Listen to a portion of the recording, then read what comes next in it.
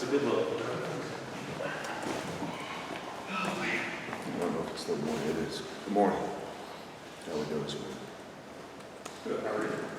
What do you think Drake did really well against, obviously, a lot of things, but really, what stood out to you about his performance against App State? Really, the best thing about Drake May and the App State game,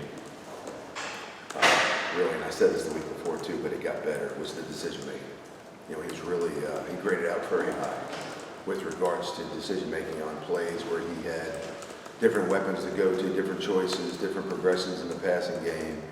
Pulled the ball when he needed to pull it, gave it when he needed to give it. He was really good on protection. So for a guy that's only been starting for 2 weeks, it tells me he's preparing the right way, and we're definitely practicing the right way. And so, you know, Coach says all the time that transitions on game day, and it did. It translates on game day, and it did. So that was a big reason why we were able to maintain some consistency, and we had some continuity. And I think obviously he couldn't do the things that he did without the people around him, but it all starts with his decision making. Are you at all surprised how good he is so soon with live bullets after 2 games? You know, you're always hopeful. I think I'm not surprised because the guys that we have here, you know, we had Sam before, we've got Drake and Jacoby and Connor and a number of good quarterbacks here, and they're all athletically, they're capable of doing all the things that we need them to do. That's why we recruit them, because they have all the physical tools to make all the throws and run the ball and do all the things that we want to do. It's whether or not, you know, they can learn the game at the speed of the game at this level, and then can it translate when they get out on the field. So the part of it that I never know is how is it going to translate on game day when the bullets are flying for real. The closest thing that we have are our scrimmages and spring ball and some really competitive areas of practice where we're putting them in some adverse situations to see how they play under pressure and how well they make decisions or don't make decisions. And so right now, the 3 guys that are, you know, 1, 2, and 3 here are making really good decisions. And I think it helped Ross to have the competition between these 2 guys because they had to be sharp on all fronts, you know, to compete for the job to begin with. And so we got really good high execution from both of them. And I think Drake is benefiting from that, and so is the team right now. Are there a couple throws that he's made the last 2 games that when you see it in person and then you go back and watch a thing like, wow, that's different level stuff? Well, you get some of those throws in game time because of the adrenaline. I mean, he ripped a throw on a vertical to Bryson Nesbitt in the end zone to finish the 2-minute drive at the end of the first half. That was an impressive throw. You know, some of his ball placement stuff's been really good. So there's a couple of deep balls that we had that I think if you're not working on and schooled on how to throw the deep ball stuff, you know, you just hang that ball up and you let the receiver go run for it. But we had 2 throws, particularly one on the left and one on the right. The first one was the opener to J.J. Jones, that it needs to be a 2-ball or a high laser shot, and it's got to be inside. We'd like it to be a little bit higher. And he put both of them where they needed to be, and both of them were completes, and I think a lot of that had to do with ball placement. You know, the receiver gets open, but then we've got to throw him open. And he did that on numerous throws. You know, he missed a few. We caught some low ones. He had a wide open running back in the flat, and we threw it low, and it created us, you know, we stumbled, and I think we got 1 yard. There was a speed out with Kobe that was underthrown a little bit. He made a great catch. We threw a comeback on the sideline that was a little low. JJ went down for it, made a great catch. That's just a give and take between those 2 positions. You know, you'd like them all to be perfect. But the deep balls and some of the more precise throws really have to be good for us to have an opportunity to compete for them, and they were. And so, you know, there wasn't much that, there aren't many plays we'd like to have back with him on Saturday. There are a few, but there were fewer than the week before, and that's kind of the direction we'd like to be heading with him. How pleased have you been overall with that 2-minute drill, even the FAMU game at the end of that first half and after? Oh, you get what you emphasize, you know, and I would credit Coach Brown with pushing us, me as a caller, you know, as a play caller on a 2-minute scenario, and our offensive staff, and then the offense in general. We have run that drill every day since we started the regular season, and we did it an awful lot in summer camp. And the drill is good for us, and I think we take naturally to the drill because we're up-tempo to begin with. So it's not the tempo that we're getting used to.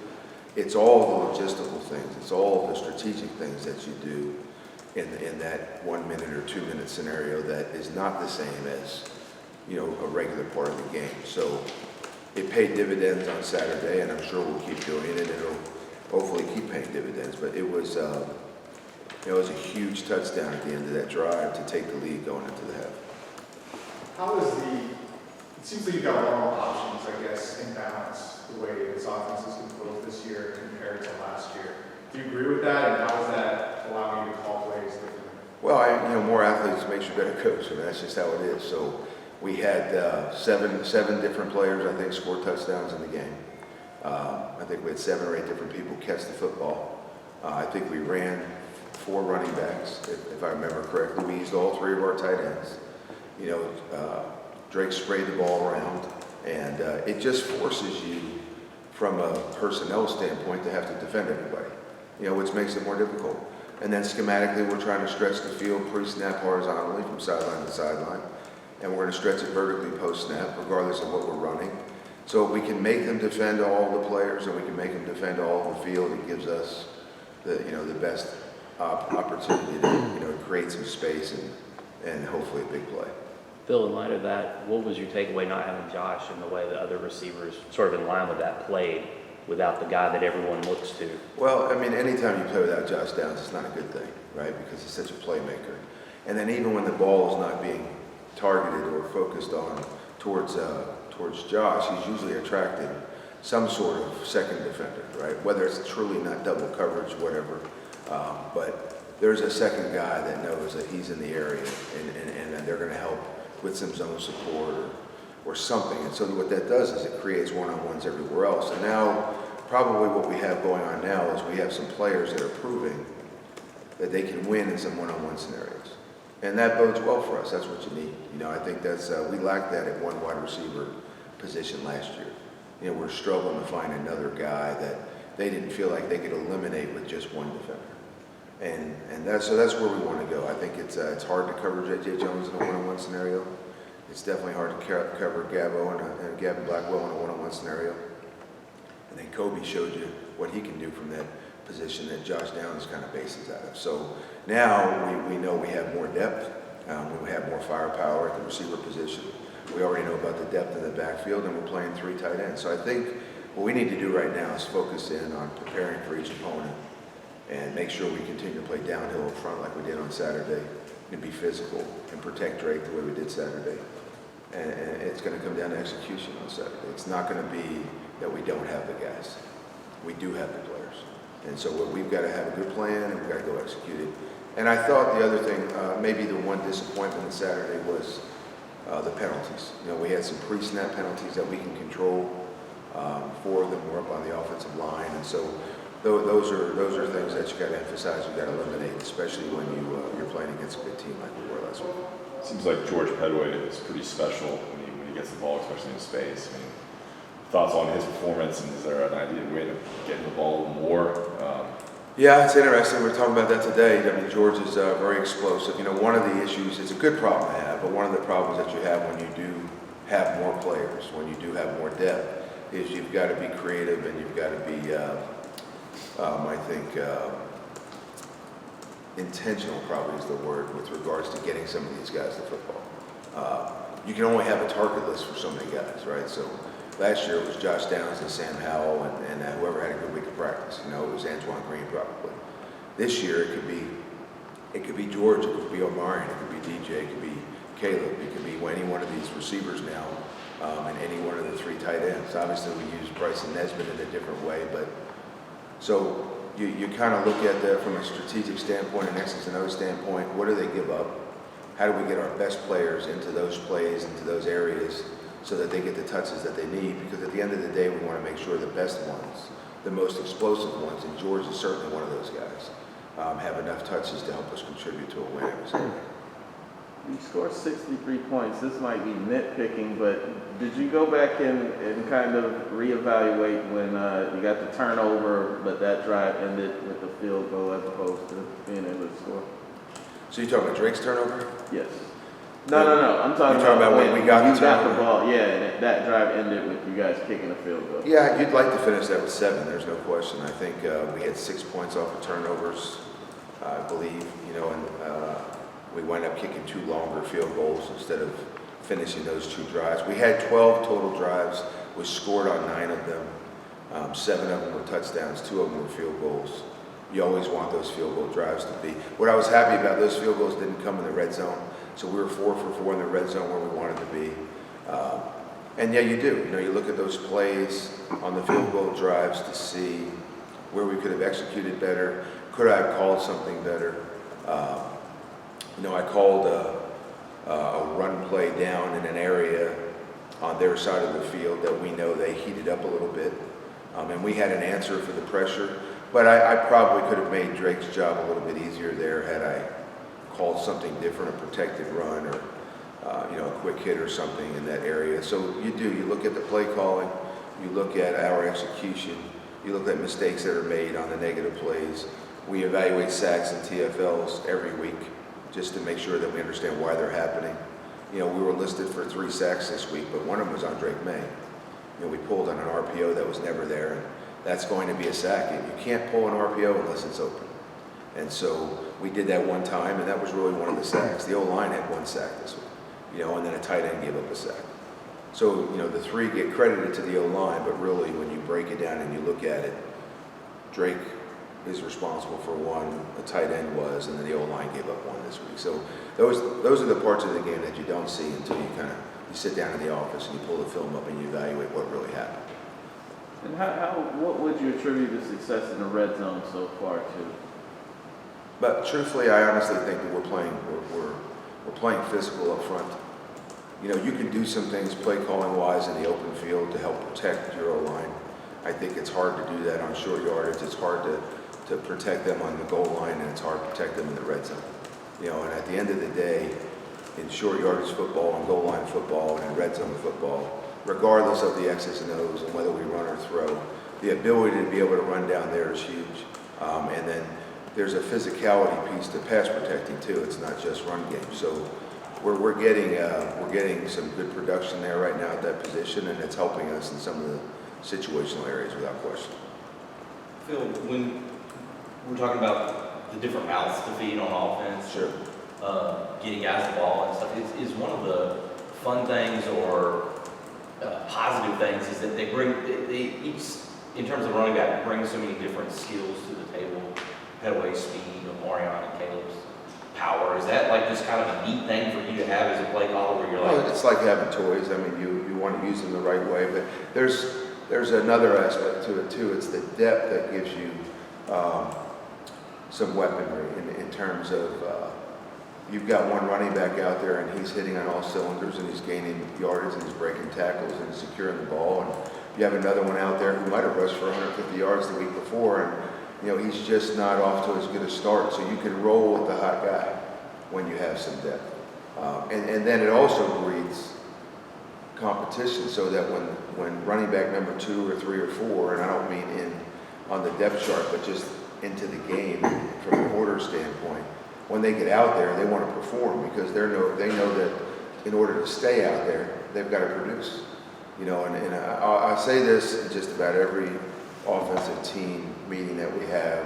At the end of the day, it really comes down to character and production, and there's really nothing else that's important. We got to be good people on and off the field, and we got to handle ourselves the right way. And the character piece, it lends to their preparation and how they treat their teammates and how they lead and do all of those things on that end of being a ball player.